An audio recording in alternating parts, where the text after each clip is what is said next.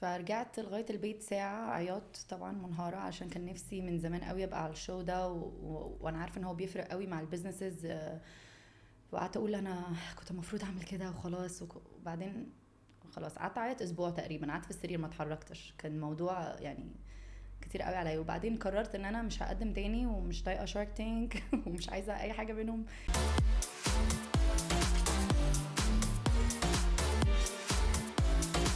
البحر والطاقة الحلوة. بس كده. انا اسمي شهيرة ومؤسسة شركة ديرتي كوكي.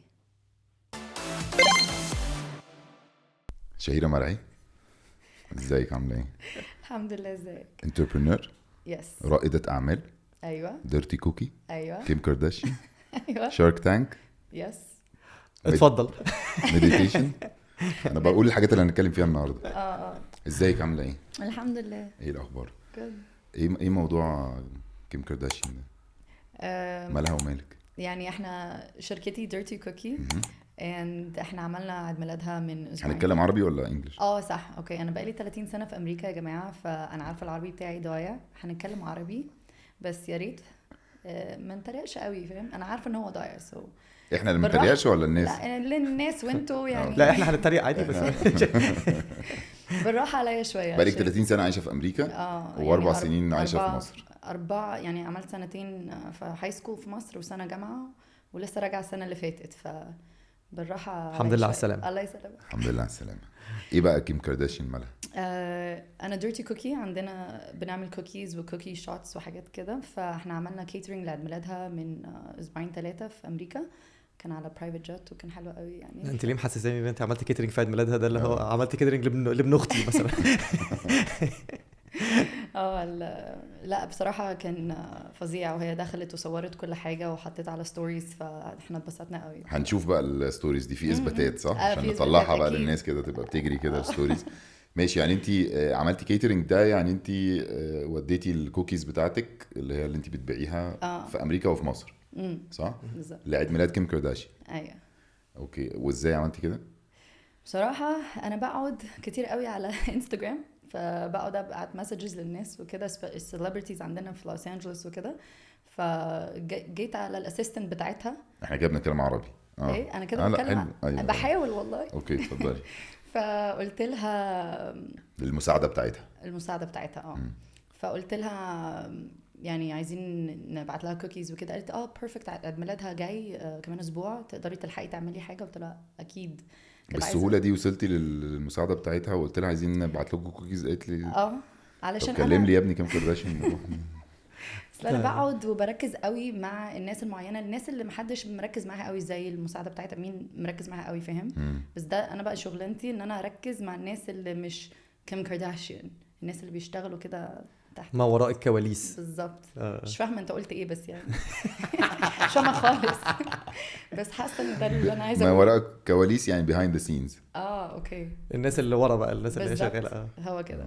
فانتي وصلت لها وبعت لها وردت عليكي وطلعت بالصدفه ان عيد ميلاد كيم كارداشيان بالظبط. بعدها باسبوع. فقمتي بعتها لها الحاجه. بالظبط. وكل ده ثرو انستجرام؟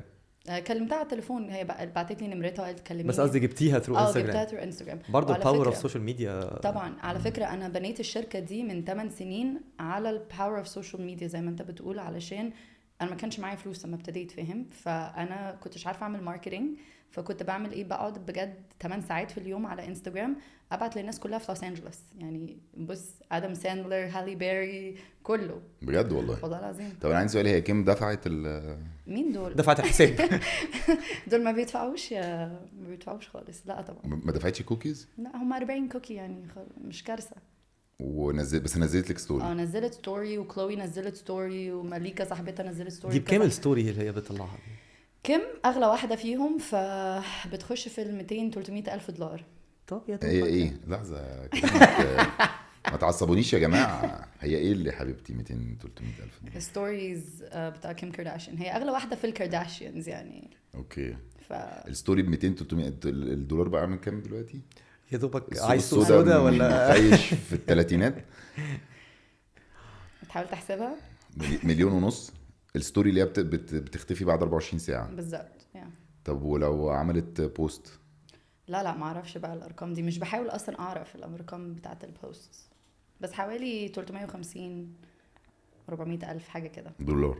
يعني ممكن تشتري بيت صغير في دول لا أمريكا. بتاخد بالجنيه المصري. كده محروس كان معانا البودكاستر الثالث، توفاها الله بعد الدولار ما ضرب اهو. كان بودكاستر اهو لابس السماعات اسمه محروس، كان حريص يا عيني، الدولار جه. انا عارفه والله الموضوع. طب وايه اللي حصل لما نزلت الستوري بقى؟ فرقت في طبعا يعني انا اصلا كل اصحابي انا ما شفتهاش. وعملت لك تاج؟ عملت تهزريش tag. والله؟ لا والله عملت، ومن زمان قوي برضو. اسمها ايه، كورتني، من دي اختها. أوكي. 2017 عملت لنا برضو بوست، بعت لها كوكيز وكده وحطيتها على سناب شات. ده الناس افتكروا ان اكيد الكارداشيانز داخلين معاكي في البروجكت اصلا. بجد لما 2 منهم ده كتير ده. لا بتقول لك مليكه وبتاع، واليوم ده كان كان يوم فظيع. اللي ما عمرك ما بعت لي كوكي عشان انزلك ستوري. حاضر هبعت. انا باخد 25 جنيه في الستوري، ممكن اقعدها 48 ساعه. طب هبعت لك. احكي لي حصل ايه في المبيعات اول لما حصل كده، اول ما نزلوا الستوري؟ لا احنا كله اونلاين، فطبعا بيبقى فيه بوم، ناس بتخش تكتب كوكي شوتس عشان بيشوفوا كوكي شوتس. وجالنا واحده اتضايقت قوي عشان احنا في العادي مش بنحط صور الناس على الكوكي شوتس، بنعمل لبراند زي جوجل وفيسبوك ونتفليكس بنعمل لهم اللوجو بتاعتهم عشان بنشتغل في الكوربريت برضو. يعني بتطلع الكوكي عليها اللوجو بتاعتهم. اكيد كم عملت لها صورتها؟ عملت صورها كلها عشان هم طلبوا كده. ففي واحده جت عايزه صورتي وعيد ميلادي وعايزه اعمل زي كيم بالظبط. فالبنت عندي بتقول لها لا ما مش هينفع، ما بنعملش كده. ليه؟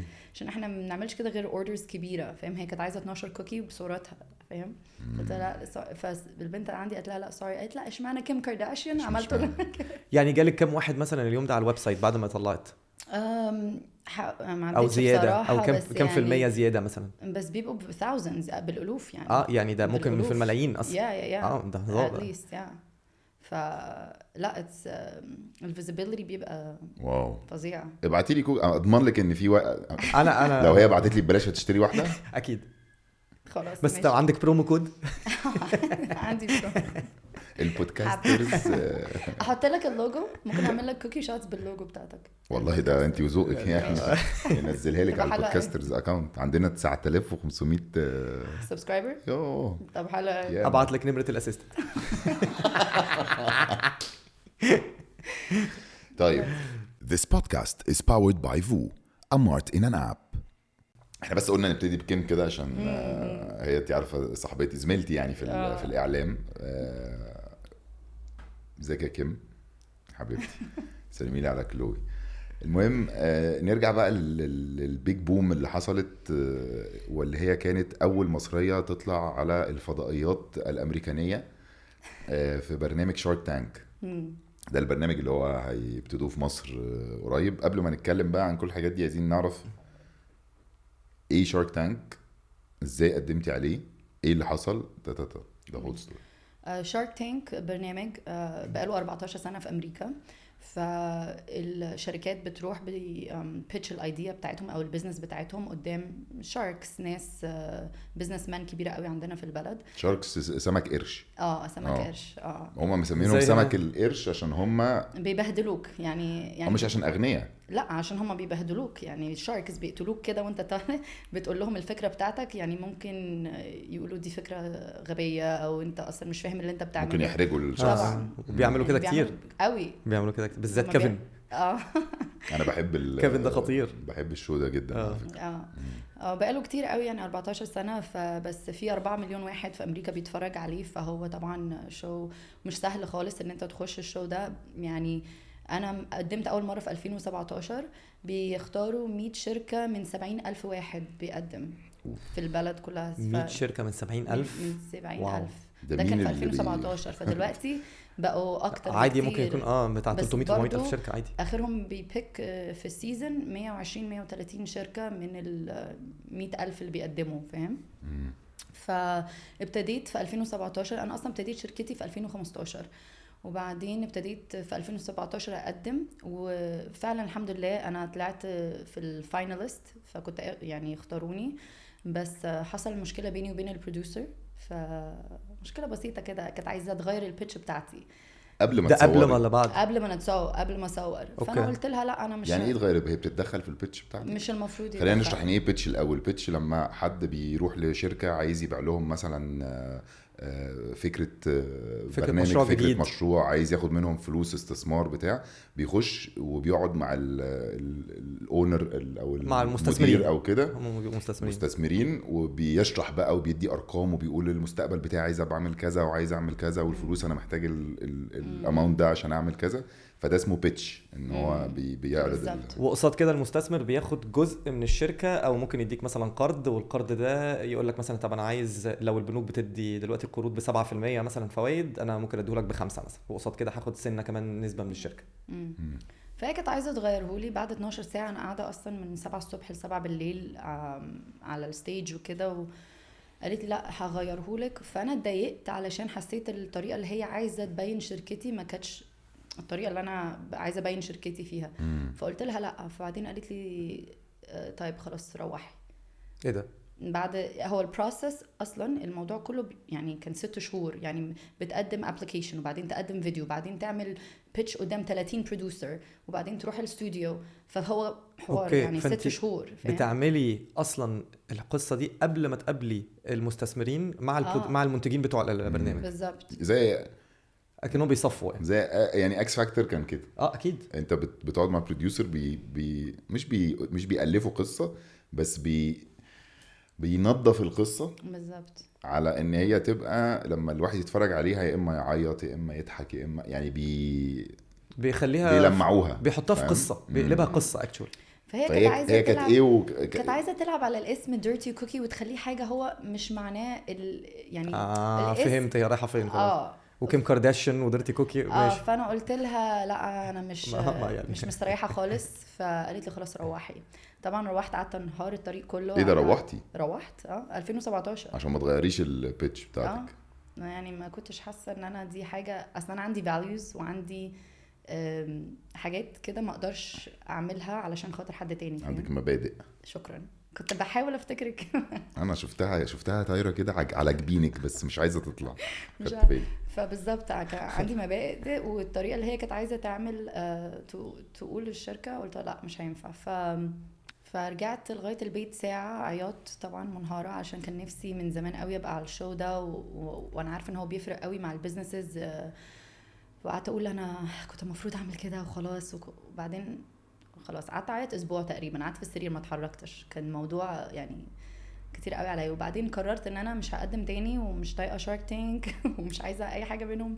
وبعدين بعديها بسنتين عرفت ان البروديوسر دي مشيت، عشان كنت لسه بتكلم مع حد. هي شخصيا اللي كانت عايزاكي تغيري أيوة البيتش بتاعك. واحده معينه يعني فاول ما عرفت ان هي مشيت بعت لواحده تانية كنت اعرفها هناك، اتعرفت عليها من 2017 وقلت لها بقى عندك وسايط بقى، رحتي يعني اول مره بقى رحت اتعرفنا أول على الناس وكده. خلاص. يا مونيكا البرتا اصل كده. بتديهم كوكيز فكله بيحبك يعني. هتقعد أيوة. تاكلهم كوكيز اليوم انا واخد كله. بالي ان العمله بتاعتك هي الكوكيز. بالظبط. زي بتعامل البيتكوين زي كده. الشاي هنا، زي شربنا الشاي كده. بتعامل بالكوكيز كل حاجه. فالتانية قالت لي قلت لها اللي حصل. فقالت لي لا تعالي قدمي تاني ومش عارفه ايه. وقدمت تاني وده كان في 2019. وبعدين قالت لي لا مش هينفع السنه دي، قدمي السنه الجايه. الذل ده يا جماعه في ايه؟ انا كل شويه بقى اقعد اقدم. فقدمت في 2020 وطبعا ده كان كوفيد هيت. قالت لي لا مش هناخد اكل السنه دي. كورونا. فقالت لي لا مش هناخد اكل السنه دي علشان كورونا وخايفين ومش خايفين نبقى الاكل تحديدا عشان الحكام بياكلوه وبتاع بالظبط وكده. لازم ياكلوه. فقالت لي اسماك القروش بياكلوه. ايوه. فقالت لي خلاص معلش قدمي تاني سنه جايه. فقعدت 3 سنين بقدم فاهم. بعد اللي حصل في 2017 ده. واخيرا ردوا عليا وقالوا لي اوكي ويلا بينا ومش عارفه ايه. فده كان في 21. وبعدين رحت وعملنا الشوتينج وعملنا كل حاجه يعني. فبس هو وانت هناك بقى كنت خايفه قوي اللي يحصل لي في 2017 يحصل لي تاني فاهم. فانا قاعده في التريلر اليوم كله قاعده وبقول للناس معايا. التريلر ده اللي هو الكرفان يا جماعه، الكرفان. بقول لهم انا مترجم حضرتك الشخص. فبقول لهم اني سعيد. انا عندي بقول لهم انا على فكره انا عندي تروما عشان انا قعدت لغايه 12 ساعه معاكم وحصل لي يعني. بقول لا ما تخافيش. بعدين لقيت واحد من البروديوسر قال لي تعالي انا هدخلك بدري بقى عشان القلق بتاعك ده يروح. فقلت له ماشي. بس وانا قاعده اليوم كله يعني طبعا الستريس يعني يعني توتر توتر لا. يعني بص كان في حتة تانية خالص يعني. فقعدت في الكرفان بعمل مديتيشن وبدعي وبصلي كتير قوي وبهدي نفسي، علشان انا عارفة التوتر ده لو دخلت بيه اصلا ممكن يبوظ لك البيتش كلها ويبوظ كل حاجة. فبس قعدت 3-4 ساعات بعمل مديتيشن وبتنفس. مديتيشن ده اللي هو الاسترخاء. ايوه اتفضل. بس وبس. وبعدين بيدخلوك بقى في باب كبير كده تقف ايوه قدامه بنشوفه. بس ده بقى بيقعد 5-7 دقايق يعني، بتقف قدام الباب ده بجد 7 دقايق. ايه الغلاسه دي يا قوي. جماعه؟ فطبعا قلبي قاعد يعمل كده كده مش قادره، وبرضه هديت نفسي وقعدت اتنفس جامد قوي عشان وادعي كتير قوي. وبعدين دخلت بقى كله، نسيت كل حاجه. كان مين بقى الحكام؟ الاوريجينالز كلهم يعني، مارك كيوبن، لوري، روبرت، اسمه ايه، دايمون جون وكيفن. هم دول الاوريجينال، بقى لهم 14 سنه على الشو يعني. بس يعني الحمد لله هم حبوني قوي فاتبسطت يعني. انت ما بتقابليهمش قبلها؟ لا يعني انت بتروحي بتبقي قاعده في الكرفان، بعد كده بتخشي تقفي في البتاع ورا الباب، بتعمل ريهرسل يعني بروفا بتروح يعني تتمشى عشان يوريك تقف فين بالظبط، في اكس كده بس ما بيبقوش الحكام موجودين؟ بيبقوا موجودين وبتبص لهم وتخش تاني. طب ما ده رعب اكتر من يعني فاهم بيعملوا بيدخلوك قدام الاسماك القرش وبيطلعوك تاني تتفرج عليهم كده وترجع تاني. بس الموضوع كله كان فيه طبعا ستريس عالي جدا، ولازم تفضل تهدي نفسك قوي عشان تعرف تتعامل بقى. فانا اول ما دخلت هديت نفسي خالص وكأنهم ناس عادية، ناس طبيعية، وقعدت اتكلم بقى. دخلت في البيتش بتاعتي على طول بس، والحمد لله يعني كان حلو قوي وعمل لنا فيزيبيليتي جامدة قوي. طبعا يوميها انا سمعت اصلا انه اي حد بيطلع في شارك تانك عنده فكره حلوه حتى لو ما اتقبلتش وما خدش الاستثمار اللي هو كان داخل طالبه وكده. سمعت انه الليله بتاعه العرض بتاعه الحلقه لما بيطلع البراند ده، البراند السيلز بتاعته بتضرب في السما بس بسبب ان هو كانه عمل اعلان ببلاش في اكبر برنامج بيزنس في الدنيا يعني انت اقل حاجه ممكن تعملها $100,000 في اليوم بس لما تخش على شارك تانك، حتى لو ما خدتش انفستمنت. لا كنت اقول لك، ودي من اكبر المشاكل اللي بتواجه اصلا شارك تانك دلوقتي، ان انت ناس كتير بتقدم بيبقوا عايزين الاعلان بس اصلا. بالظبط. هو اصلا على ولا فكره فارق انا كنت عايزه كده، انا اصلا كنت رايحه عشان بس الماركتينج بتاع الاعلان يعني. انا عايزه الناس تعرف ان احنا موجودين عشان الناس لازم يبقى عندك ماركتينج بادجت جامده قوي. حركه ذكيه بس خبيثه. وهم على فكره الشاركس بيبقوا عارفين كده يعني. انا مره كنت بتفرج على حلقه، فواحد دخل، انتوا عاده البرنامج ده بتخش بتقول مثلا انا عندي برودكت الحاجه الفلانيه عايز 100,000 جنيه وهديكوا 10% من الشركه بتاعتي من الاكويتي بتاعتي. فبيخش في ناس دخلوا بقى طلبوا مثلا $10 مليون على 5%. فقام واحد من الشاركس قال له انت بتحور ايه؟ لا قال له انت جاي عشان نحط لك، عشان انت مش عايز اصلا احنا نبقى شركائك، مش محتاج فلوس مننا. انت كل اللي انت عايزه ان انت تيجي وتقعد تقول تشرح البراند بتاعك عشان الناس نعمل لك اعلان ببلاش.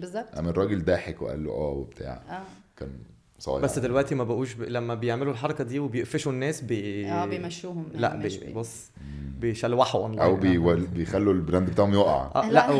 لا مارك ساعات بيطلع يقعد يقول اللي هو يا جماعه ما تشتروش البرودكت ده، وبيطلع لما حد بيطلع كده عامل حاجه يعني، حاطط مثلا كاتب على حاجه ان هو مثلا دي بتعالج مش عارف من ايه وما عندوش الحاجات دي بيقفش عليها جامد. بيقفش جامد مارك كيوبن بيقفش جامد.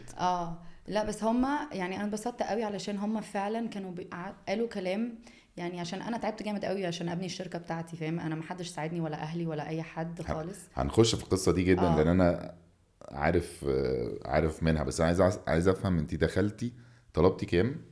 طلبت $500,000 على 5%.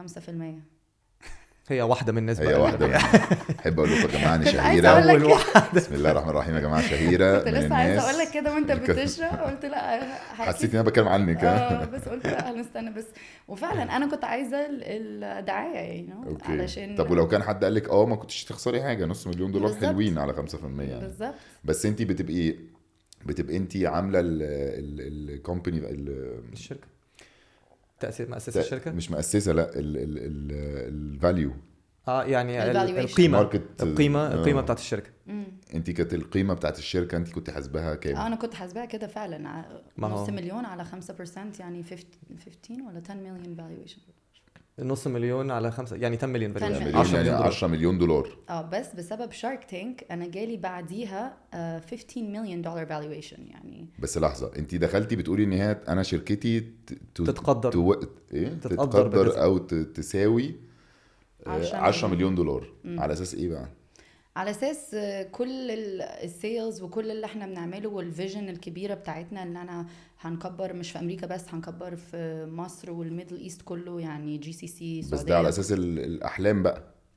ما انت ممكن تعمل كده عادي. بس على ايه فكرة. الواقع يعني؟ قصدي عشان ده حلو للناس اللي عايزين مثلا يفتحوا بيزنس، عايزين يعرفوا يقدروا الشركه بتاعتهم بكام. لما يروح لمستثمر يقول له انا شركتي تتقدر بكذا، فهو انت كنت مقدره 10 مليون دولار على اساس اللي هيحصل ولا على اساس المبيعات اللي كانت عندك اوريدي؟ اللي هيحصل والمبيعات اللي عندي بتحطهم الاثنين مع بعض وتبني ستوري. يعني انت لازم تحكي لهم يعني تحكي لهم الفيجن بتاعتك، فاهم؟ فعلى فكرة valuation مش عارفة اقولها بالعربي بس it's very تقدير يعني it's تقييم subjective الشركه. هي اسمها قصدي. تقييم الشركه. تقييم الشركه. بس it's subjective يعني اشرحها لي يعني مش يعني أي كل حد- واحد ممكن يشوفها من شكل بالظبط- مختلف. بالظبط. يعني انا ممكن اتكلم مع حد واقول له لا شركتي worth 50 مليون ويصدقوني فعلا علشان هم شايفين ايوه دي هتبقى ب50 مليون فعلا لما تفتح 20-30 محل في السعوديه وكده وفي ناس بتشتري كده وفي ناس لا انت اصلا بايعه ب3 مليون دولار، لا ازاي تقولي حاجه رقم زي ده، فاهم؟ فانت اللي لازم تعرف تعمله ازاي تقول الستوري بتاعتك بشكل تخلي الناس تشتري الستوري. هو ده كل اللي بيعملوه في valuations.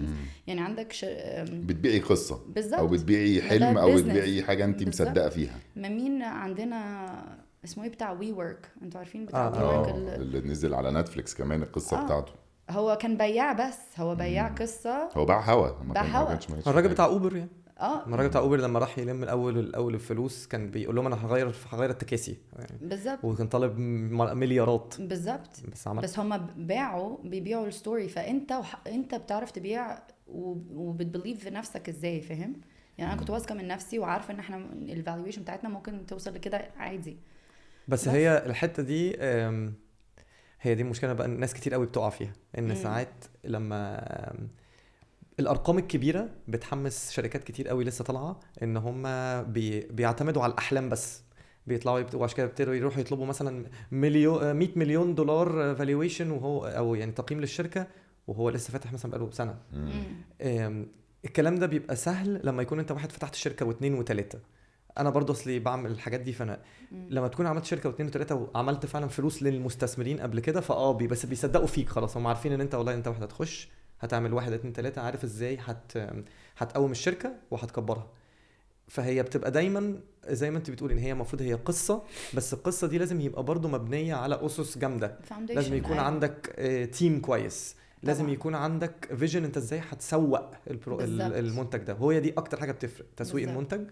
وفي نفس الوقت برضو لو انت عندك اي حاجه من حقوق ملكيه، حقوق الملكيه دي لازم بالزبط. بتخش جوه التقدير بتاع الشركه. لو انت عندك ممتلكات جوه الشركه ده بتخش جوه الشركه.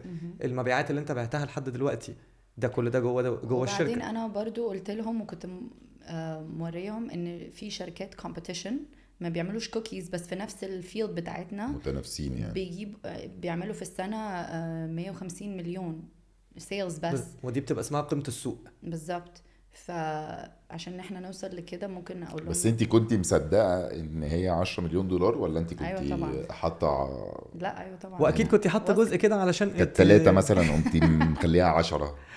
عشان يبتدوا ينيجوشيتوا معاكوا، يبتدي ان هو يشوف معاكي، هو اكيد هيقلل، اكيد طبعاً. هيفاصل. لا هو فانت اصلا بتبقي يعني حاطه يعني. على شارك تانك هم بيحبوا ياخدوا 20%، يعني ما حدش بياخد 5. ما هو بيقول لك، هو بيشرح انا هاخد 20% لان انا هشتغل لك وهبقى شغال وهبقى حاطك في البورتفوليو بتاعي ف 5% دي دايما بيقعدوا يقولوا كده 5% هم كلهم ضحكوا اول ما مش سمعوا هتخليني اصحى من 5%. النوم يعني عشان اشتغل.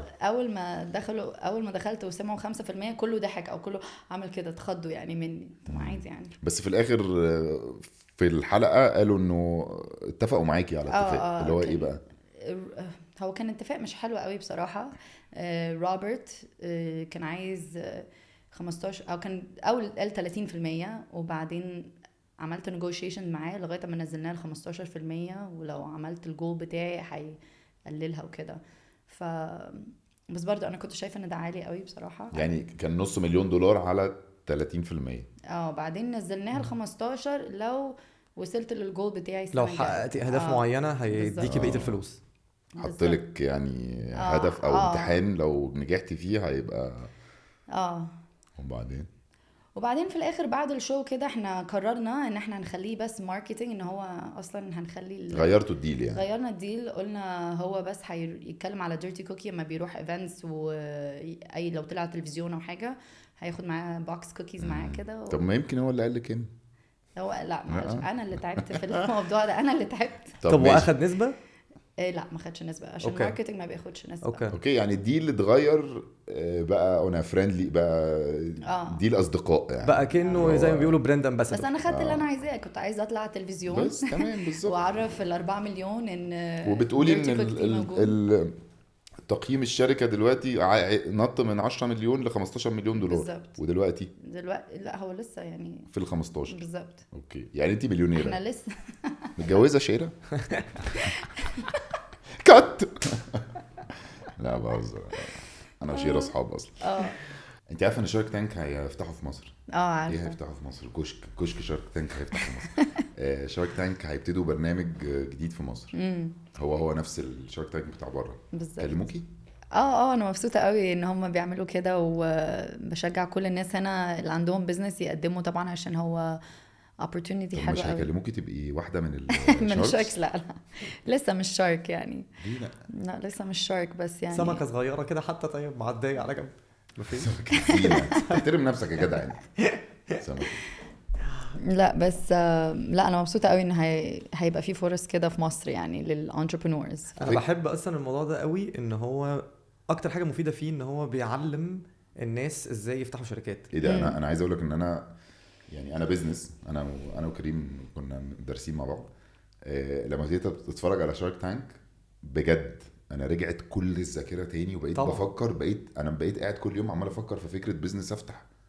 عايز اعمل حاجه. كل ما اشوف بقى ان حد وبيقبلوا وبيستثمروا معاه، وبعدين فجاه يجيب لك كمان سنتين بقى عامل ازاي، وتبقى بتتجنن عايز تفتح حاجه. وبتشوف كل انواع التقديم لشركتك ازاي ممكن تبيع شركتك، فانت بتقعد بيخليك تشوف كل الاشكال، ايه اللي بينفع، ايه اللي ما بينفعش، ايه التقييمات اللي بتنفع، ازاي اعمل تقييم للشركه اصلا. كل الكلام ده فعلا الناس في امريكا اتعلمته، جزء كتير قوي من الناس اتعلمته اصلا في امريكا بسبب شارك تانك. فده في مصر هيبقى مفيد جدا. طب مين الشاركس عارفه؟ لا مش عارفه والله المفروض يجيبوكي شارك. انت المصريه الوحيده اللي طلعت على شارك تانك. وومن السيده المصريه الوحيده اللي طلعت على شارك تانك امريكا. يس اوكي بس لا انا مبسوطه قوي بصراحه ان يعملوا. طب تبقي بروديوسر؟ طيب ممكن ابقى بروديوسر، غير البيتش وبتاع وتغلسي عليهم ويروح معايط اسبوع وكده. على فكره فعلا دي ممكن تكون اصلا بجد حاجه جامده يعني. ممكن فعلا تبقي لو دخلتي في حته البرودكشن بتاعه شارك تانك ان هو يبقى بتصفي. انا راح اتفرج عليه this weekend وتغير لهم البيتشز بقى. كلموكي؟ راح اتفرج يعني اشوف بيعملوا ايه this weekend. كلموكي قالوا لك تعالي تتفرجي يعني؟ ايوه قالوا لي. طب في ايه مالك تقولي انا رايح اتفرج؟ فانا بقول لها تكلموكي انا رايح اتفرج الاسبوع. ايوه كلموكي يعني ولا انت رايحه يعني فاهمه؟ لا مش هروح ارمي نفسي كده. كلموني تعالي اتفرجي على السات وكده. فقلت متخيله ان ممكن ينجح في مصر؟ اكيد. ليه بقى؟ علشان انا حاسه ان في يعني entrepreneurs كتير قوي في مصر رائدين اعمال و او رواد اعمال يعني. رواد اعمال. ومحتاجين يعني يطلعوا ويبينوا فكرتهم على التلفزيون والناس تعرف. ده لوحدها برضو بتعمل visibility جامدة قوي يعني فاهم. ومحتاجين الانفستمنت يعني في ناس بجد محتاجة الانفستمنت يعني عشان هو لسه اول سنة في مصر فاكيد هيحتاجوا الانفستمنت دي فاهم. انا بحس انا مستني يبتدي بصراحة، عندي فضول رهيب طبعا اشوف الافكار واشوف الافكار اللي هي هتبقى تابعه للكالتشر بتاعنا، للثقافه بتاعتنا طبعا.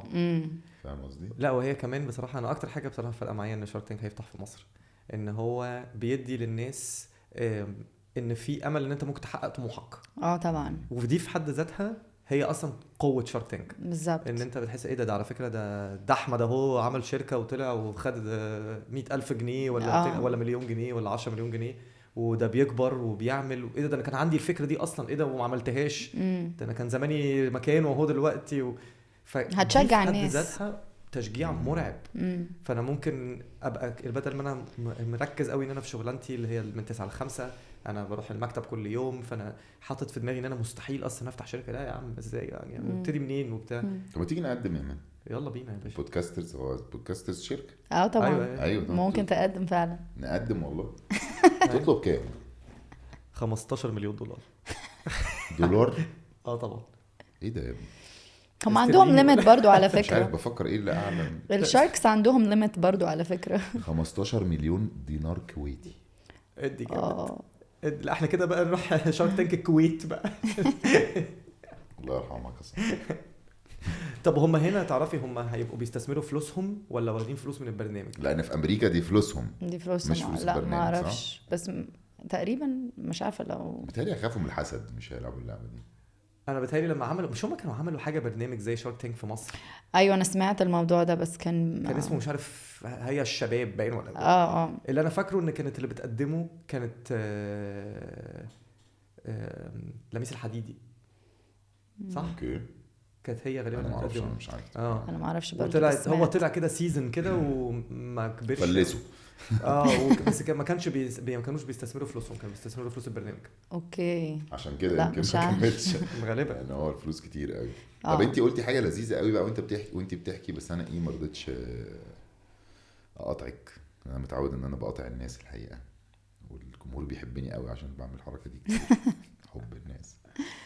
قلتي وانت واقفه على الباب قبل ما الباب يفتح وتخشي شارك تانك وتعملي البيتش بتاعك، قلتي ان انت قعدتي تعملي ميديتيشن اللي هو الاسترخاء، تمارين الاسترخاء والحاجات دي. انت ليكي قوي في الموضوع ده ولا قوي ولا انت بس بتستعملي كده؟ لا دي حتتي اصلا. ده اللي انا بقالي 4 سنين بعمل ميديتيشن كل يوم الصبح يعني حوالي ربع ساعه. بيفرق في ايه بقى يعني ايه اللي هيحصل لو صحيت الصبح؟ لا يومي بيبقى اصلا بايظ. يعني يومي بيبقى مكروت وبايظ. المديتيشن بتعمل ايه؟ هي بتهدي يعني كل حاجه جواك فاهم يعني. انت بتعملي ايه اصلا؟ يعني ايه مديتيشن؟ يعني تمارين استرخاء. ما هو ليها مليون طريقه. انت بتعملي ايه بقى اصلا؟ انا بعمل كذا طريقه على حسب انا محتاجه ايه فاهم. فانا ساعات بشغل الجايدد على يوتيوب فحد بيتكلم وانا بسمعه وهو بيتكلم فبيهديني وكده. وفي مديتيشن بتاع التنفس ان انت بتركز في عارفه النور مديتيشن؟ نور؟ لا مش في ابلكيشن كده في لندن بس هو عربي اسمه نور NUR. لا ماشي. ده بقى انا بقيت معاهم بعمل الفويس اوفر بتاع المديتيشن والسليب ثيرابي. ايه ده حلو قوي والله العظيم بجد. فبقى اللي هو ايه، نفس عميق، طلعي النفس 1 2 3 دخلي النفس. والله حلو. بعتلي بس في كذا يعني في مليون تايب مديتيشن فاهم. بس على حسب يعني انا بحب اجربهم كلهم. وساعات ببقى مش عايزه اسمع اي حد او اي حاجه وعايزه اقعد لوحدي فانت اول ربع ساعه في اليوم بتركزي ان هي دي اليوم الحبه اللي انت بتعمليهم لنفسك بتأهلي نفسك لبقيه اليوم بالظبط. يا اما عن طريق تنفس، تمارين تنفس. لان تمارين التنفس دي ليها ملهاش اخر وليها انواع كتير وليها اشكال كتير ازاي تعملها. ويا اما بتسمعي حاجات تهديكي في اول اليوم او تخليكي تحطك في مود معين. بالظبط. دول الطريقه دي اول بدايه المورنينج. سيده الاعمال بتاعت اول الصبح، دي اول حاجه بتعملها. قبليها بصلي الصبح، يعني ده اول حلو. حاجه اللهم بس. صل ده كده مديتيشن يعني روحاني نصلي وبعدين ورباني. طبعا ربنا يتقبل لازم. والله العظيم. ربنا يبارك لك، ثانك يو. ربنا يعمل بيتك. فبقالي 4 سنين او داخله على 5 سنين دلوقتي كل يوم مديتيشن، وتقريبا يعني ساعات بقعد لما بكون حاسه انا محتاجاها قوي بقعد 3-4 ساعات just meditation، بس ده ببقى intentional يوم اجازه. تسمعي بقى الحاجات وتخشي فيها. تقعدي وبيعدوا بقى القعده اللي دي ولا لا مش لازم، عادي. ممكن وانت نايم في السرير، قاعد في السرير، ممكن وانت قاعد. تنصحي يعني الناس يعملوا طبعا دي يعني غيرت حياتي completely يعني بصراحه. هل انت ابتديتيها علشان جربوا يا جماعه كنتي اعملوا في مرحله اللي هو محتاجه مديتيشن عشان انت تعبانه نفسيا او كده، ولا عشان انت كنت بالعكس انا حاسه ان لا. عايزه اطور من نفسي وعايزه اركز اكتر؟ لا انا كنت تعبانه نفسيا اول 3 سنين. اما فتحت الشركه كنت بشتغل فول تايم في كوربريت من 9 ل 5 زي ما بتقول، وشركه طيارات، فكانت حاجه يعني صعبه قوي. وكان عندي فتحت محل، وكنت لسه والده بنتي كان عندها 5 شهور، فكنت بشتغل ال3 في نفس الوقت، فكنت حاسه ان خلاص حياتي كده هتنتهي. وبعدين اتعرفت على منتور ادفايزر، كانت فظيعه، كانت عندها 3-4 شركات وعلى طول بتضحك. فانا كنت كل ما اقف معاها وبتكلم معاها الست دي مبسوطه وبتضحك، وانا قلت لها انا عايزه اعرف السر بتاعك ايه، انت عندك بنتين ومتجوزه وعندك 3 شركات، انا لازم اعرف انت بتعملي عشان تفضلي. انا على طول متوتره وبوتر الناس كلها حواليا ومحدش طايقني اصلا. متوتره؟ مش دي كده مش صح؟ هي التوتر عامه. انا قلتها غلط؟ لا صح، متوتره. متوتره. موت. عشان انت قلتي محدش يتريق عليا. ايوه انا قلت محدش يتريق. ماشي. فهي ردت عليا قالت لي مديتيشن، عايزه تعرفي السيكريت بتاعتي هي مديتيشن. وانا طبعا في الوقت ده ما كنتش بعرف اقعد دقيقه على بعض، يعني تقول لي اقعدي دقيقه دقيقتين على بعض كده، ما كنتش بعرف. كل الناس كانت فاكره ان انا عندي ADD. عارف ADD؟ مش عارفه ايه بالعربي. لا صعبه دي صعبه قوي. ان انت مش عارف ايه فرط حركه. فرط حركه. مصطفى مرسي الديوبي بتاعنا. فبجد كله كان بيقول شهيرة ما بتعرفش تقعد 5 دقايق وعلى طول ماشي كده وافكارها 24/7 شغاله. فما قالت لي كده قلت لها استحاله. قالت لي عايزه تعرفي السيكريت هو ده. قالت لي المديتيشن. صدقيني. فقلت طبعا عشان شفتها قدامي واشتغل. اول شهر كان صعب بصراحه. عمرك بقى الموضوع كبر منك؟ سافرتي؟ ده انا بسافر كتير قوي عشان اروح ريتريتس مديتيشن. كنت لسه عامله براث ورك امبارح، يعني تمرينات تنفس. تمرينات تنفس يس. والمديتيشن ريتريتس دول بتروح بتبقى مع حد بيعمل لك مديتيشن جايدنس كده، بتقعدوا في الاوضه كام ساعه. هو بصراحه بيطلع حاجات كتير قوي جواك يعني. هو ده السايلنت ولا؟ لا انا عملت سايلنت ده مره واحده. ايه بقى السايلنت ده؟ انا عايز الناس بقى تعرف ايه اللي في الدنيا اللي مش عارفينه. السايلنت اللي انا عملته كان 3 ايام. اللي هو بتعملي ايه بقى؟ ايه فكرته؟ ما بتتكلمش، ما بتنطقش، ما بتعملش اي حاجه، ما فيش اي حد ممكن يوصلك، تقفل على نفسك. ما ينفعش تقرا، ما ينفعش تكتب، ما ينفعش تعمل اي حاجه غير بتقعد مع نفسك وتركز في التنفس بتاعك لمده 3 ايام. هو المفروض 10، بس انا قلت اخدها بالراحه الاول عشان انا ناويه اعمل ال10 السنه الجايه ان شاء الله. بس قلت خليني اجرب 3 واشوف. انا اصل في ناس كتير اعرفها عملتها وبيقعدوا بقى يعني 3-4 يوم تلاقيهم منهارين بيعيطوا مش قادرين يكملوا. بس الموضوع صعب ان انت متعود ان انت جو على طول في حياتك، ان انت توقف كل حاجه وما تتكلمش اصلا.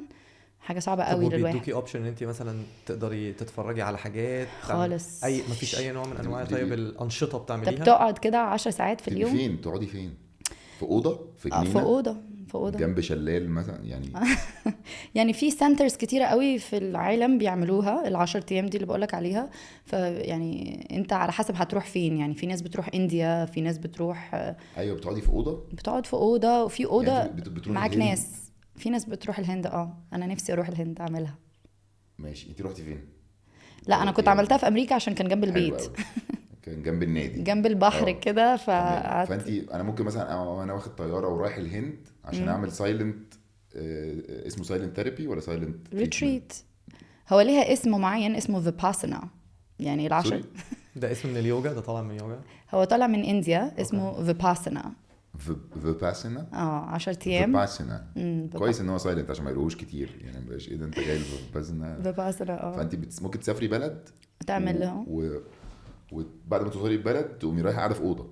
بالظبط. طب ما تقعدي في مصر الجديده او في التجمع الخامس. عشان يعني في اخر اليوم كده بعد 10 ساعات بتروح، يعني مش مفروض تتكلم، بس لو مش قادر وعايز تقول حاجه للناس اللي ماسكين المكان، يعني ممكن تقول لهم حاجه بسيطه، لك انا في حاجه في دماغي مش عارفه اعمل ايه، او انا مش comfortable قوي وعايزه امشي. فهم بيهدوك شويه وكده ويقولوا لك تعمل exercises ان انت تهدى، عشان في ناس بجد تالت رابع يوم بيكونوا مش قادرين ولازم يمشوا يعني. فهو الموضوع صعب قوي على لا البني هو ادم. اكيد صعب جدا، ده مش ده اللي بس مش فاهم كل بيعملوه الناس ليه. بيعملوه. علشان يعني عامة المديتيشن غير ان هي بتهديك وبتخليك تبقى present، يعني present يعني في الحاضر. بالظبط. فاهم انت لو وما فيش زي ما انا قلت، يعني انت على طول جو عندك شغل وعندك حياة وكده، فاهم؟ فانت لازم اما بتوقف كل ده بتشوف الحياة بطريقة تانية بشكل تاني. يعني بتبتدي، انا ما عملت ال3 ايام ابتديت احس قد ايه انا فعلا عندي وقت اعمل اللي انا عايزه اعمله، بس انا اللي بضيع وقت مثلا في السوشيال ميديا. لقيت نفسي اما قعدت لوحدي وفكر 3 ايام اقول ايه ده انا عندي كميه وقت مش طبيعي في اليوم. عارف، حسيت بالوقت، فاهم؟ حسيته وقلت ايه ده، انا اللي بضيع وقتي بنفسي عشان انا قاعده انستجرام سكرولينج بالساعات وانا مش واخده بالي. فاهم؟ بتلاحظ حاجات انت بتضيع، يعني بتلاحظ حاجات كتير قوي. يعني مثلا هتلاحظ قد ايه انا يعني بنتي اهم حاجه في حياتي، بدي عايزه اطلع من المديتيشن من ال3 ايام دول وعايزه اشوفها واقعد معاها وبجد اسبند كواليتي تايم. يعني مش عايزه بس ان انا هي معايا وبناكل وبنمشي كده، لا عايزه اقعد واعرفها بجد يعني من جوه البنت دي عامله ازاي. فاهم؟ بتبتدي تشوف الحياه بشكل تاني. فاهم قصدي؟ اما كل بتقدري الحياه. بتقدر. بتبتدي ايوه كمان تتعرفي على نفسك نوعا ما. بالظبط. فانت لما تتعرفي على نفسك بتبتدي تشوفي التفكير الكتير ده بيخليكي تستفيدي بالوقت وبيخليكي تركزي ان الوقت ده انت كنت على طول سرحانه، انت موجوده بس مش موجوده. بالظبط. ومحدش انت مش هتروح تنط في 10 ايام كده سايلنت خالص، انت لازم تبتدي ب5 دقايق 10 دقايق في اليوم. فاهم؟ انا بقالي هي ليها يعني ليه ليها سنتر؟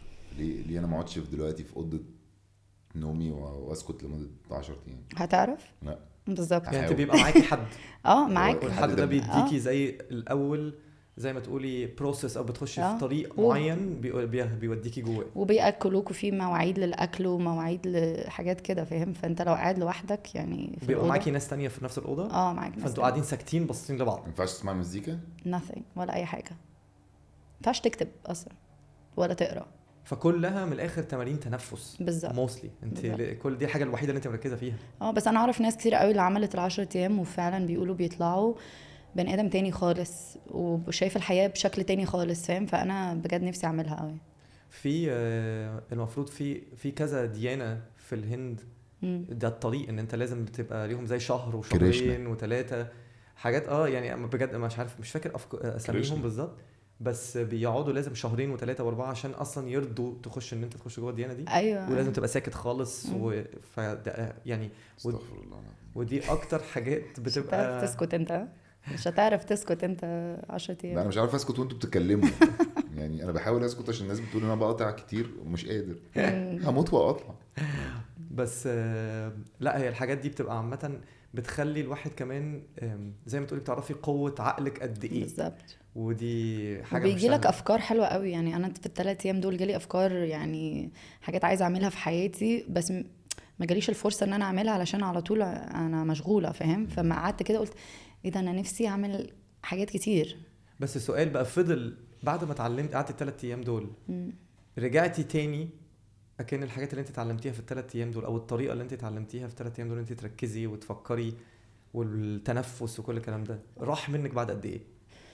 هو بيروح يعني هو راح مني شويه. اصل انا بعديها كنت مركزه قوي في وقتي وقافله نوتيفيكيشنز على السوشيال ميديا وبصحى الصبح بدري بقعد ساعه اقرا عشان كنت بحب اقرا اصلا. فقعدت 3 شهور مركزه قوي. وبعدين طبعا جيت مصر، انا كنت في امريكا، جيت مصر وحياتي اتلخبطت وكده شويه. وبعدين وقفت القرايه. مثلا كنت بقرا كل يوم، بقالي فتره ما قريتش يعني. وبعدين هو انت مش هتفضل على طول كده كونستنت في حياتك، فاهم؟ هيبقى في ابس وداونز وحاجات كتير قوي، فانت لازم انت اللي تقف وتقول خلاص انا عايزه ارجع تاني اعمل كده. فانا فعلا عملت كده من شهرين، وقفت تاني وقلت لا انا عايزه ارجع ارتب حياتي زي ما انا كنت عاملاها زمان، فاهم؟ وليها قعدتي دلوقتي بقيتي مثلا شايفه ان انت بتعمليها كل مثلا وقت معين زي شهرين مثلا 3 بترجعي تاني الحاجات اللي انت اتعلمتيها؟ انا كل 3-4 شهور لو لقيت نفسي وقعت برجع تاني، بقول لا وقفي خلاص، وقعتنا شهر وقعنا شهرين اتس اوكي مفيش مشكله، عشان كان في لخبطه والسيف بقى فتره السيف بنسافر ومش عارفه ايه، فالروتين بيبقى صعب شويه. بس فبوقف نفسي بقول لا، يلا نرجع تاني، فاهم؟ عشان انا عارفه انا عايزه ايه، انا عايزه حياتي تبقى ماشيه كل ازاي. مره بترجعي تاني لحاجات زي الحاجات السايلنت ريتريتس او كده، ولا بتعملي حاجات مختلفه كل مره كل شهرين 3؟ لا بعمل حاجات مختلفه، بعمل حاجات مختلفه قوي يعني. انا بحب اروح الريتريتس دي علشان بقابل ناس بيعرفوني على حاجات تانية، فاهم؟ انا ما كنتش اصلا اعرفها، فاهم؟ انا عملت مثلا التنفس ده كان تاني مرة اعمله، قعدنا ساعتين بس بنتنفس جامد قوي بطريقة عمري ما تنفست بيها. عارف بتفتح بقك على الاخر ساعة بقى، تقعد ساعة تعمل كده، فاهم؟ وفعلا بتلاقي جسمك كله يعني انا ابتديت اترعش واعيط وحاجات كده بتطلع. لازم تبقي مصدقه فيها عشان تشتغل. لا حتى لو مش مصدق هشتغل، علشان ده تعرف ليه. هقولك ليه، عشان انت كلنا عندنا تراما، ماشي؟ عارف يعني، مش عارفه اقول تراما يعني حاجات حصلت لنا واحنا صغيرين، فاهم؟ يعني مش احلى حاجه بتفضل في الجسم، في اكشلي جوه جسمك. لو حصل لك موقف كده ضايقك قوي، ده الايواسكا ده يا باشا. لا مش ايواسكا بس بجد يعني مثلا لو اتضربت مثلا جامد قوي وانت صغير، فاهم؟ وعملت لك تراما فاهم؟ عقده بالظبط، بتفضل لازقه في حته في جسمك، فاهم؟ وساعات انت لازم التنفس ده اللي لما بتبتدي تعمله. يعني انا كان عندي، انا عملتها بقولك من يومين، لقيت حته في جسمي ابتدت تترعش جامد قوي قوي، وطلعت يعني بعد ساعة تنفس لقيت الحتة دي خلاص هديت خالص وقعدت. I know it sounds weird. كده هنشتغل بعض يا جماعة. انا الحاجة اللي انا عارفها، انا ما جربتش قبل كده موضوع ان هي تبقى حاجة زي تروما في حتة او عقدة في حتة وفكت. انا دي الحتة دي انا ما اعرفهاش، بس الحاجة اللي انا متأكد منها ان التنفس في العقل. يعني انت لو تتنفس وعندك تمارين تنفس كويسة قوي، لازم ممكن تتحكم في القلق، ممكن تتحكم في النوم، ممكن تتحكم في ان انت لو انت تحت ضغط ازاي ان انت تفضل هادي. ده من حتى كل الناس مثلا الفايترز، كل الناس اللي بيلعبوا MMA او بوكسينج او كده، دايما الناس الاليت، الناس اللي هي اقوى ناس، الاولمبيكس بيبقوا خطار في التمارين بتاعت التمارين التنفس. بس the body انا مش عارفه اقولها بالعربي، بس فانت تترجمها لي. اتفضلي. the body holds memory. the actual الجسم بيحتوي على الذكريات. exactly. actually the body holds memory. فانت ممكن تبقى negative memory، فده سواء يعني بقول لما بتتنفس جامد سيئة ما بتتنفس جامد قوي وتعمل بس لازم تعملها مع حد اول مره، مش هتروح تعملها لوحدك في الاوضه عشان تبقى صعب، انت مش عارف. ففي كوتشز في التنفس وكده، انا بروح بشتغل معاهم وبنقعد ساعه بيوروني كذا طريقه، وفعلا بتلاقي كل حاجه طلعت كده، وبتشوف حاجات. يعني انا بشوف memories حصلت لي وانا صغيره، فاهم؟ بشوف حاجات بتطلع. هل هي بتبقى زي الحاجات ايه؟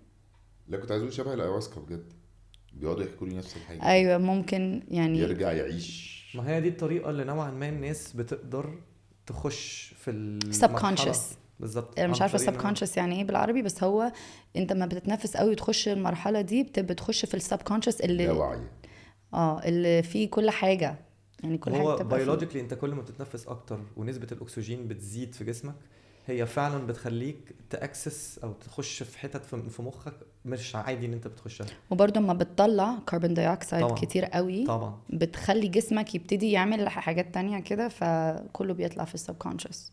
طب وفي ساعتها بتحس ان هي كانك عارفه اللي هو لما بيقول لك اوت اوف بودي اكسبيرينس، لما بتبقى اللي هو كانك جسم انت بره جسمك وشايفه نفسك. حصلت لي مره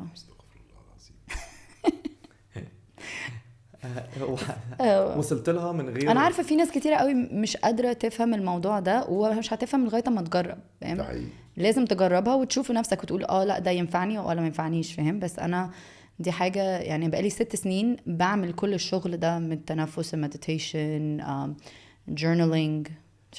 شفتي واحد في راجل كده مشهور قوي بتاع تنفس، هو اكتر واحد زق موضوع التنفس ده وخلاه اصلا مشهور قوي، واحد اسمه ويم هوف. اكزاكتلي. اكيد عارفه ويم هوف. هو مرهف، اسمه مرهف. ويم هوف. ويم هوف. ويم هوف ده بيقف بسبب ان هو بيتحكم في التنفس بتاعه، ممكن يقعد مثلا في الاسكيمو، تلج. فاهم، في التلج بالساعات لابس ولا حاجه. مش لابس حاجه، وبس ثرو التنفس من التنفس بتاعه بيقدر يتحكم ان هو كانه خلاص هو جسمه اصلا مش بيسخن درجه حراره جسمه. دي حقيقه، انا ما عملتها من امبارح كان جسمي سخن قوي قوي، فانا وده برضو كانوا بيقولوا ان ده اللي بيعملوه، عارفه الناس اللي بتقعد على المسامير والحاجات دي. ايوه نفس القصه بالظبط. انت مش مقتنع شكلك. لا بالعكس، مش مقتنع. انا قاعد على مسامير اول امبارح انت بتعملي التنفس عادي مفيش حاجه. طب نرجع بقى للديرتي كوكي بقى، اللي هو البطل بتاع قصه شهيره. صح. احكي لنا بقى، جات لك منين فكره البراند ده، وايه اللي حصل لحد ما وصلتي بقى لشارك تانك؟ من وانا صغيره كان نفسي يبقى عندي بزنس قوي، فكان حوالي عندي 10 سنين يعني. بابايا كان عنده بزنس بس انا ما شفتهاش، يعني هو كان ريتايرد اما انا اتولدت. ما شفتيش البيزنس بتاعه؟ كان اصل بابايا بابايا كان متقاعد قوي. فكان كبير، بابايا كبير في السن. فبعدين ابتديت بقى الشغل، يعني انا جيت مصر 2 سنين في هاي سكول والسنه في الجامعه، وبعدين كملت education هناك. بس وانا صغيره هو جابني مصر اشوف البلد واتعرف، يعني قبل ما اخش مدرسه وكده، وقال لقيت نفسي عايزه اساعد البلد باي طريقه. يعني كان نفسي انا، اصل في امريكا انت عايش في بابل كده، مش شايف، ما كنتش عارفه ان في بلاد تانية وناس تعبانه وكده، مش بتشوف كل ده هناك قوي، بالذات وانا صغيره، فاهم؟ الحقيقه بتبقى امريكا بالظبط. فما جيت ولقيت مصر، يعني كان نفسي اعمل حاجه هنا قوي علشان اساعد الناس. فبابا قال لي ارجعي امريكا، خلصي التعليم بتاعك، وان شاء الله بتعالي افتحي حاجه في مصر وتساعدي الناس بالطريقه دي. فدي بقى لزقت قوي في دماغي، قلت خلاص ده اللي انا هعمله. حوالي عندي 10 سنين. بعدين طبعا كبرت واشتغلت والحياه خدتني وما عرفتش، قلت اعمل ايه في حياتي، ما كنتش عارفه قوي. وبعدين اما بنتي اتولدت كان عندي 26 سنه، وكنت بشتغل في شركه بوينج بتاعه الطيارات اللي قلت لكم عليها. فلقيت ايه ده، لا انا عندي شغلانه جامده قوي، ودلوقتي عندي بنت ولسه ناقص حته البيزنس اللي انا نفسي فيها. فقلت خلاص انا السنه دي هفتح بيزنس. وكله طبعا عيلتي والناس كلها جننت، قالت ما فيش حد بيعمل كده، انت عندك بنت ولسه شغلك مش ينفع. قلت له لا، انا دعيت وصليت وربنا قال لي خلاص انا ممكن، يعني حسيت ان ربنا was guiding me، يعني مسهل لي الطريق. لقيت كل حاجه، قابلت حد عرفني بالمكان المحل، ولقيت الست بتاعت المال امضي من غير اي ورق، من غير اي فلوس، خدي خلاص. ودي غريبه، حاجه غريبه بالنسبه للناس يعني. في امريكا ده حاجه مش طبيعيه خالص يعني. بيكونوا عايزين بانك ستيتمنتس، حاجات من البنوك. تأجري محل يعني؟ ان انا اجر محل ولا فرانشايز؟ لا محل فاضي. مضيت عقد 5 سنين وانا اصلا مش عارفه انا هفتح فيه ايه، بس من كتر انا كنت هموت وافتح بيزنس، يعني ما كنتش قادره. قلت خلاص انا من النوع اللي انت لازم ترميني كده في التهلكه. بالظبط، وانا هتعامل. يعني انت اجرتي محل قبل ما تعرفي انت عايزه المحل ده يبقى ايه اصلا؟ بس انا كنت عارفه هيبقى حاجه في الديزرت، عشان انا كنت بعشق الديزرتس يعني. حلويات. قوي يعني. كان عندي سويت توث مش طبيعيه. بس فقلت لها، قالت لي طب هتعملي ايه وكده. قلت لها بس اديني 2-3 وهقول لك الفكره. ومضيت العقد وكل حاجه. وبعدين بعديها بيومين انا قعدت كتير قوي على بنترست، وجالي الانسبيريشن من على بنترست اكشلي، ان انا لقيت واحده بتعمل كوكي دو على طبق. فانا كنت زمان يعني طفولتي في امريكا كان كوكيز ولبن، فاهم؟ انا هو ده طفوله اي حد في امريكا بالظبط، يعني عايشين على اوريوز ولبن بالظبط. فانا قلت طب ما اعمله كوبايه على كوكي، بدل طبق اعمله زي كوبايه بالكوكي. فكلمت المهندس بتاعي اللي بيشتغل معايا في البروجكتس في شركه بوينج، قلت له تفتكر نقدر نعمل ستامبا على شبه كوبايه؟ قال لي ايه اللي انت بتعمليه ده؟ قلت له بص انا عندي فكره وجبت محل. قال لي لا انت خلاص اتجننتي بقى مني خالص كده. قلت له بس ساعدني بليز عشان انت مهندس، نعمل اسطمبه وعايزه اشوف لو هتشتغل ولا لا. عملنا فعلا وبعتنا للصين وعملوا لنا الاسطمبات وكده. وانا طبعا ما كنتش بعرف اعمل البيكنج اصلا، يعني انا ما كنتش بخش المطبخ. فروحت لصاحبتي من ايام المدرسه في امريكا، هي كانت بيستري شيف كبيره قوي وعم بتعمل تورت الافراح وحاجات كده وعندها her own business. قلت لها ممكن تعلميني كل حاجه على الكوكيز؟ قالت لي اوكي. فابتدت قعدت سنه معايا بتعلمني وبتشتغل معايا يعني. علمتني كل حاجه، علشان ان انت تخش المطبخ ده اصلا ساينس، مش عارفه العربي برضو بس هو ساينس مش حاجه دراسه سهلة. يعني، لا حاجه دراسه يعني. يعني تعمل غلطه بسيطه كده هتبوظ لك كل حاجه. فقعدت السنه دي فاتحه المحل وبتعلم منها في نفس الوقت. وابتدينا بقى، انا كان عندي بجيب ماما واخواتي وكل حد يشتغل يعمل كوكيز، يعني ابتدينا اصلا من البيت عندها فاهم. بعدين في الاخر اهلها طردونا، قالوا كفايه كده بقى، انتوا مش هينفعوا تقعدوا تعملوا كوكيز من البيت عندنا، احنا عايزين نعيش حياه طبيعيه. فاضطريت اروح اجيب مطبخ. يعني بنتي دي شريكتك دلوقتي؟ لا احنا كنا اصحاب، بس كنت بدفع لها يعني كونسلتنت. يعني قلت لها انا هدفع لك استشاريه. علميني كل حاجه، وفعلا علمتني وهي اللي حطت لك كل الريسيبيز كل حاجه. بس طب انت استثمرتي قد ايه لحد ما لحد ما ابتدى البيزنس يبقى كل ده من جيبك؟ انت قاعده عماله بتدفعي على البيزنس من جيبك. وبعدين الاستنباط اللي قلت لك عليها دي، انا عشان كده بسال لان الاستنباط دي غاليه قوي قوي قوي. وبالذات في الصين عملوهم غلط، بعتوهم غلط. ودي حاجه ده الف برضه الصين ده شيء اساسي. واضطريت اعملهم في امريكا واحط عليهم الكوتنج في امريكا. كلفتني 4 مرات كنت انا فاكره. ففلوسي خلصت اصلا فاهم. وكنت انا واخده كنت محوشه شويه فلوس من الشغل. خدتهم، ابتديت بقى احط كل حاجه على كريدت كاردز. لما لقيت الكوست جننت مني خالص، التكاليف كلها ضربت طبعا. هعمل ايه؟ خلاص فتحت محل يعني مش هينفع اقف فاهم. وبرضه استلفت فلوس من واحده صاحبتي عشان الم الدنيا كده شويه. بس لا، هو احنا قعدنا فتره حب طويله قوي علشان نرجع الفلوس دي. وقلت لك في الاول برضه ما كانش معايا فلوس لماركتينج، فكنت انا بقعد بنفسي اكلم كل الانفلونسرز واقول لهم يعني هبعت لكم كوكيز تعملوا بوست عشان تعرفوا الناس هعمل ايه فاهم. فانت خدتي ريسك مبدئيا ان انت اصلا خدتي المكان ده قبل اصلا ما يكون في حاجه. وبعدين ان برضو انك تاخدي ريسك انك تصرفي الفلوس كلها اللي معاكي في تكاليف حقيقة. وكمان تستلفي من ناس تانية. دي اللي بيسموها دايما في عالم البيزنسز الصغيره اللي هو ايه بيسموها بتاعه العيله والاصحاب. دي اول حاجه تخش في الاول مع العيله والاصحاب، تحاول تقنعهم بالفكره. ويا اما ممكن تاخد الفلوس وتعمل بالفلوس دي حاجه، يا اما ترجعها لهم بنسبه في الشركه. بالزبط. تقول انا مثلا هحط 10% من الشركه بتاعتي هديها لكل اصحابي واخواتي اللي هيستثمروا معايا، او بتاخد الفلوس وتديها لهم تاني بس بانترست زي قيمه مضافه. فانت عملتي كل حاجه في خلال كام شهر بالظبط. فاول سنه دي كانت فعلا اصعب سنه في حياتي عشان كنت لسه بشتغل. فانا كنت بصحى الساعه 5، لا كنت في الشغل الساعه 5 الصبح، فبصحى 4 اروح 5. وكان عندي بنت فاهم، سيبها عند ماما تجيبها لي المحل بقى عشان بروح بعد الشغل المحل، ماما تجيبها لي المحل فاهم. كان لا انهيار يعني. والمحل اشتغل امتى بعد ما اجرتيه؟ 8 شهور بالظبط. انت بتدفعي ايجار 8 شهور؟ لا هم ما خلوناش ادفع ايجار، بس يعني كان 7 شهور ما فيش ايجار. دول ناس طيبين. والله عشان بقول لك كده كنت حاسه ان ربنا فعلا كان عايزني اعمل اللي انا اروح الطريق ده عشان سهل لي حاجات كتير. طب اشمعنى الاسم؟ هو اسم غريب شويه، ديرتي كوكي. بتترجميه ازاي اصلا؟ انا مش بترجمه. انا عارفه انت كنت عايز تسال ايه. مش هترجمه ومش بترجمه يا فيصل. يعني لما تيجي تعملي مثلا الكوكي الشقيه، البطاقه الضريبيه او السجل التجاري ديرتي كوكي بالعربي. لا بالانجلش. كان نفسي تقول. انا عارفه انت ليه جات لك؟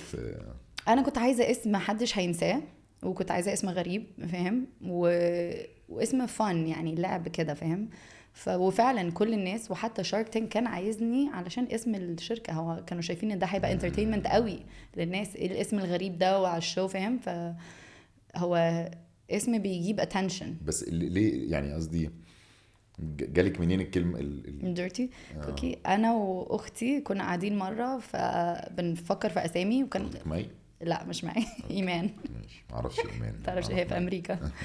فكنا قاعدين وقلت لايمان عايزين اسم كده فظيع محدش ينساه، وكان في كذا اكزامبل عندنا في لوس انجلوس باسامي غريبه كده. قلت لها عايزين حاجه زي شبه دول، فقالت لي طب ما نعمل ديرتي كوكي. هي كانت اقترحت الاي دي عليا. قلت لها ليه؟ قالت لي عشان احنا على طول بنشرب شاي لاتيه، عارف الشاي لاتيه؟ لو حطيت فيها شاي اسبريسو بلبن. يعني لو حطيت فيها اسبريسو ممكن تحط فيها اسبريسو بتبقى ديرتي شاي لاتيه. عندنا دي حاجه في امريكا بقى مش عارفه هنا. فقالت لي احنا هنحط شوت لبن في الكوكي فنخليها ديرتي كوكي. قلت لها يعني عجبني الفكره واسم حلو والناس يعني كنت قلقانه شويه من الاسم في الاول عشان في ناس طبعا هتقول ايه الاسم ده، بس قلت لها خلاص اوكي ليتس دو ات. وعملناه فعلا. وفعلا الناس اما كان عندي محل كان الناس بتعدي تقرا الاسم وترجع تاني، يعني تعدي المحل وترجع تاني هو انا قريته ده صح، ده اسمه ديرتي كوكي، فبيخشوا بقى ونشرح لهم مش عارف ايه وكده.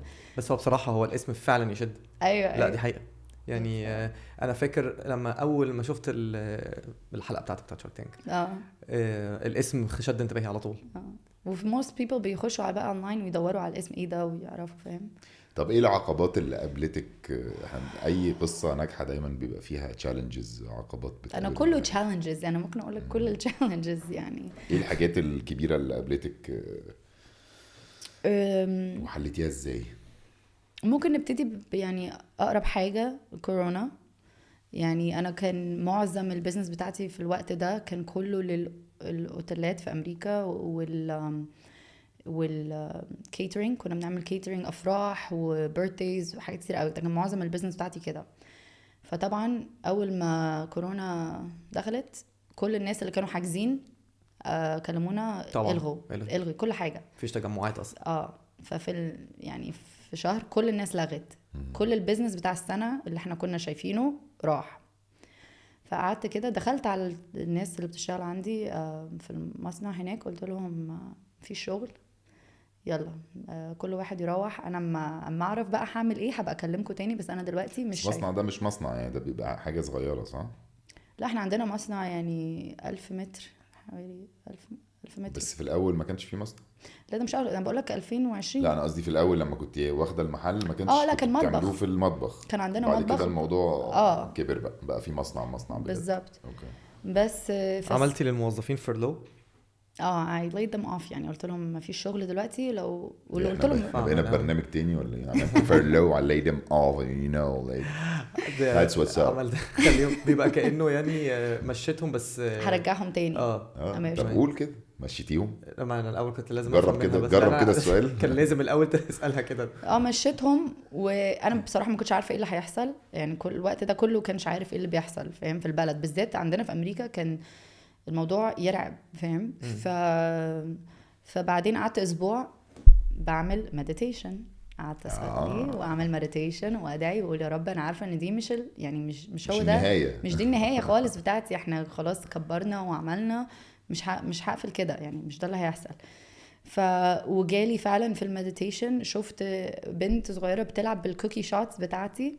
I know اسمعني بس لغايه الاخر. انا بسمع انا الحاجات لسه بسمعها بحواجبي فغصب عني تلاقي الحاجه فشفت نطر. بنت بتلعب بالكوكي شوتس الكوكيز الكوبايه وبتحط عليها ديكوريشنز كده. فجالي الفكره ان انا اشتري زي انت عارف بيبقى فيه كاركترز، مش عارفه ازاي بالعربي اقولها، شخصيات. ممكن زي بتوع الكريسماس بتوع الايستر الاوكيجنز يعني. وكان ايستر جاي علينا يعني، كان خلاص كان احنا داخل من اخر الشارع كده. بالظبط. كنا في شهر بالظبط شهر 3. كان شهر 3 وعندنا الشم النسيم في شهر 4. فقلت خلاص تعالي نجربها. وعملت خدت الكوكي شوتس وعملتهم DIY كيت، يعني حاجه ان هو الناس تعملها ديكوريشن بنفسهم في البيت، وبالذات العيال اللي كانوا قاعدين من المدرسه. فكره حلوه قوي دي على فكره. انا كنت مستني اشوف يعني ونخش. انتي ثبتيني بحته اللي يعملوها في البيت دي. فقلت خلاص. ما كانش اصلا ما كناش بنعمل اونلاين خالص، فاهم. في الفتره دي كان كله شغال ان بيرسون مع الناس وكده. فبس كلمت شركتي هناك ناديه وقلت لها ناديه يلا احنا هنعمل. قالت لي احنا ما عندناش ناس تعمل كوكيز، ما عندناش اي حاجه. قلت لها هنجرب هنروح نشتري احنا الحاجه وناخد صوره بالايفون نحطها على الويب سايت وهنحاول نبيع. قالت لي ماشي. فنزلت انا وناديه اتقابلنا بقى في الخباثه عشان ما كانش ممنوع تنزل من البيت بقى وكده فاهم، في المكتب وصورنا وحطينا، وبعدين حطينا ادز يعني فيسبوك، عملنا اعلانات وضربنا بقى. بص بعنا 400 بوكس في يوم حاجه كده. فقلت لناديه يلا هو ده اللي هنعمله. تقول لي طب هنجيب الناس هنرجع الناس؟ قلت لا لسه مش عارفين ده هيمشي ولا لا، تعالي نجرب شهر شهرين لوحدنا. فانا بقى وناديه من الصبح بالليل بنطبخ بنعمل الكوكيز بنفسنا كل يوم فاهم. ده مثال الحاجه تولد الاختراع. فده يعني من 2020 فاهم، من قريب يعني من سنتين. كنت انا دخلت المطبخ تاني وابتديت اعمل كوكيز تاني، وبجد كان صعب. حتى بنتي ما كانش في مدرسه، فكانت بتيجي تقعد معايا في المكتب تعمل كوكيز معايا. تعمل بنتك كل عندها حاجه. قد ايه؟ 8 سنين. ايه ده بنوته كبيره. ما هي قد البيزنس يعني، بقولك ابتديت وهي عندها 5 شهور. فهي مش فاهمه حاجه في الحياه غير كوكيز اصلا، دي الحاجه الوحيده اللي هي فاهماها. قعدت هي بقى تحط ستيكرز على البوكسز، بنتي تحط ستيكرز وانا ناديه في المطبخ نعمل كوكيز. انت عملتي خط انتاج في البيت. كان فظيع. بس وبعدين الحمد لله بعد كام شهر كده طلعنا على كذا برنامج على التلفزيون، وقالوا الناس اللي غيرت طريقة البيزنس عشان كورونا، فحطونا على في شو عن اسمه Today Show, Good Morning America وحاجات كده عندنا كبيرة قوي برضو. في الفترة دي قلت خلاص هرجع الناس عشان مش هقدر اعمل كوكيز انا منادية 20 ساعة في اليوم، خلاص كتير قوي علينا. فرجعنا الناس تاني، وفي اخر السنه بقينا مش 15 واحد، كنا 30 واحد. فالحمد لله يعني. والموضوع لسه مكمل بقى بعد الكورونا؟ كله اونلاين دلوقتي يعني قصدي بعد الكورونا لسه الكاركترز شغاله والحوار شغاله مش زي كورونا طبعا، بس لسه شغاله ونزلنا بقت خلاص ليها لاين ما بتشالش، مش موجوده على طول على الويب سايت عندنا. فانتي والمحل؟ لا المحل انا قفلته اصلا في 2018 عشان لوكيشن ما كانش حلو. كنت في فتره الكيترينج وكده كنت بدور على محل تاني. اوكي. ففي الحته دي يعني بجد حاسه من عند ربنا. بالظبط. قعدت اقول بجد ربنا. ربنا. محل في امريكا فتحتي في جاردن 8 في التجمع الخامس.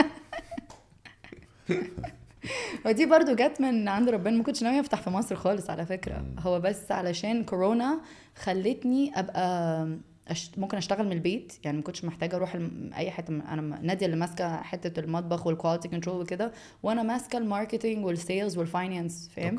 فانا وهي يعني بنساعد بعض قوي. هي شاطره في الحاجات اللي انا مش شاطره فيها، وانا شاطره في الحاجات شركاء بقى. كملوا بعض. بالظبط كده. ودي حاجه مهمه جدا. اي حد داخل بيزنس لازم يدور لازم تدور على حد يكملك فاهم، عشان انت مش هتقدر تعملها لوحدك. محدش يقدر يعمل كل حاجه لوحده طبعا. فانا على طول يعني بشوف مين. حتى هنا في مصر انا ما اقدرش اعمل مصر لوحدي. لوحدي. ان الواحد لما دايما يبقى عنده شريك احسن من ما يبقى شغال لوحده. انا ابويا كان على طول ضد الموضوع ده ويقول لي اعملي كل حاجه لوحدك، بس انا علشان اكبر الفيجن بتاعتي استحاله اقدر اعمل كل ده لوحدي فاهم. يعني الواحد لما بيشتغل لوحده بيبقى له ماكسيمم معين. يس. وكل ما بيجيب حد يشاركه حد صح عشان انا يعني الماكسيمم ده بيعلى. بالظبط. بس لازم تدور على البني ادم الصح بجد، علشان لازم ما ينفعش انتوا الاثنين تبقوا شاطرين في نفس الحاجه. طبعا ده هتفشلوا يعني كده فشل يعني فاهم. لازم الحاجات اللي انت مش شاطر فيها حد تاني يجي يكملك فاهم. عجبني جدا ان انت لما قلبتي، ناس كتير قوي لما قلبت البيزنس بتاعها بالذات في حته الاكل قلبوه اونلاين. عملوا قوي حته ان انت الحاجات ان هم يبعتوا لك صندوق وانت بعد كده تقعد تركب الحاجه مع بعض. يعني اما تعمل انت اللي تطبخ او كده. في شركه تانية برضو عملوا كده، ناس اكشلي اعرفهم في امريكا كانوا بيعملوا زيت ترافل وبيبيعوه للناس عادي في المحلات في السوبر ماركتات. وبعد كده لما حصل الكورونا غيروا البيزنس بتاعهم برضو ان هم بقوا خلوه اونلاين. بس عملوا ايه بقى؟ بقوا كمان يعملوا حصص اونلاين للناس تطبخ بالترافل. فيبقى يبعت لك تشتري الزيت وبقوا يبيعوا الحصص. فبقى فجأة البيزنس بتاعهم اصلا تحول ان بقى 80% من الفلوس اللي بتخش لهم من الحصص. وبقى قلبوا ان هو عشان الزيت ده غالي قوي، فبقت الستات اللي معاها فلوس كويسة قوي والرجاله اللي بتحب الطبيخ قوي بقوا يشتروا الباكجز بغالي جدا، فبقوا يعملوا ارباح اكتر بكتير ما كانوا بيعملوها، رغم ان هم بيبيعوا ممكن يبيعوا اقل. وطلعوا على شارك تانك. حلو قوي. احنا عملنا الحصص دي برضو بس مع الشركات بس. يعني الشركات كانوا بيشتروا للناس عندهم في الشركه عشان يهدوهم شويه في البيت وكده، عشان كله مشوا الناس اللي يعني قعدوهم في البيت. فكانوا بياخد فيمشي الناس يبعت له كوكي.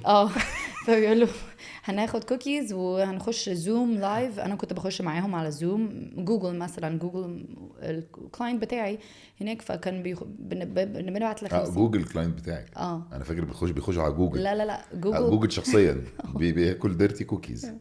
الستاف يعني التيم بتاعه.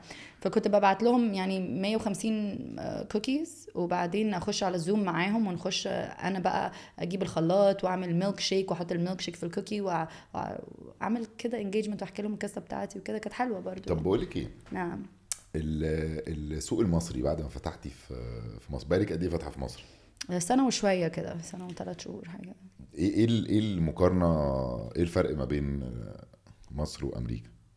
لا انا حاسه ان انا شغاله يعني بزنس تاني خالص يعني بصراحه. هناك وهنا مالهمش دعوه ببعض. مالهمش دعوه ببعض خالص.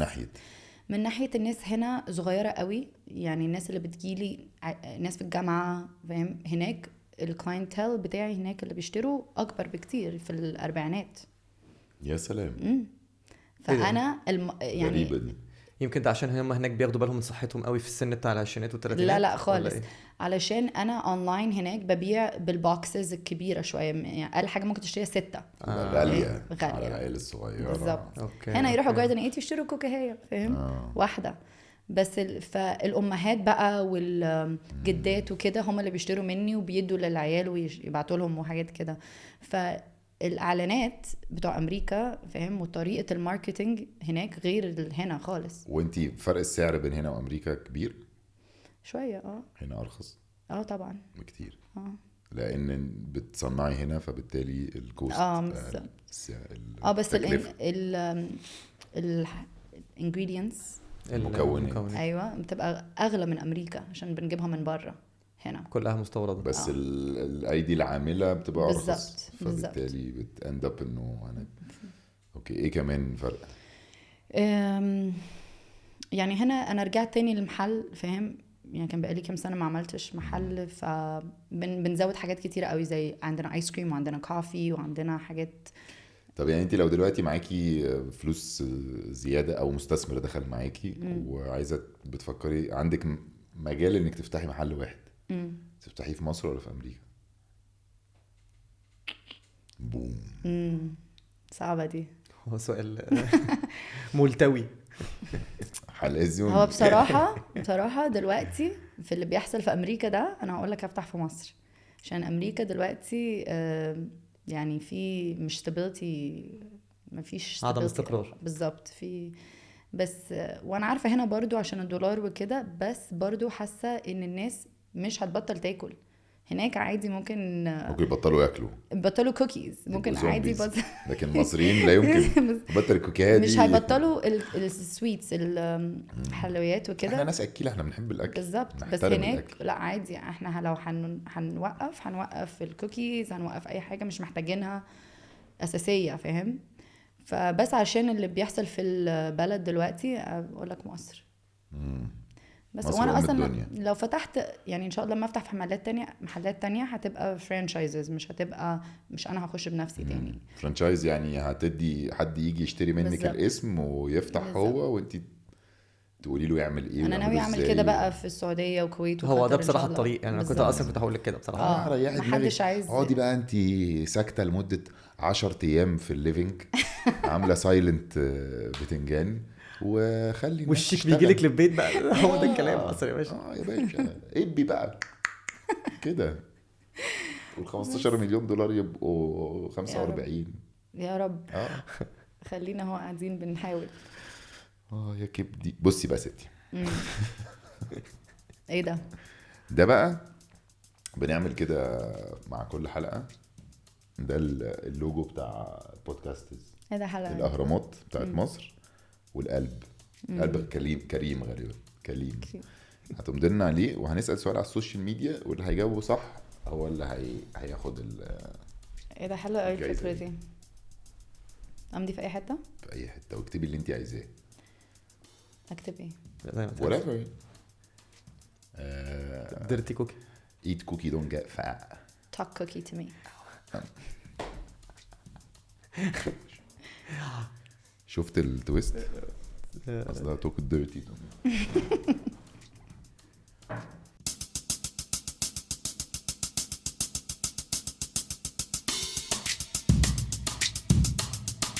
حلو. واللي يكسب التيشيرت ممكن لو جه لابسها جاردن ايت ياخد كوكي فور فري. اكيد. بروميس. بروميس. قولي لي كمان. بروميس. كيوت فشخ. بروميس. تلاقي بكره بقى فاهم ناس كتير جايبه عامله التيشيرت دي اصلا 20 واحد داخلين لك لا بس انا عارفه امدتي الوحشه دي، عارفه امدتي على طول. شهيرة نورتينا. ثانك يو. اي ثينك ان انا وكريم هنيجي ناكل كوكيز ببلاش مره اكيد. وننزل لك ستوري يعني زي كيم ميرسي. كارداشيان كده. اشتغل عليها. ميرسي. ثانك يو Welcome. جايز.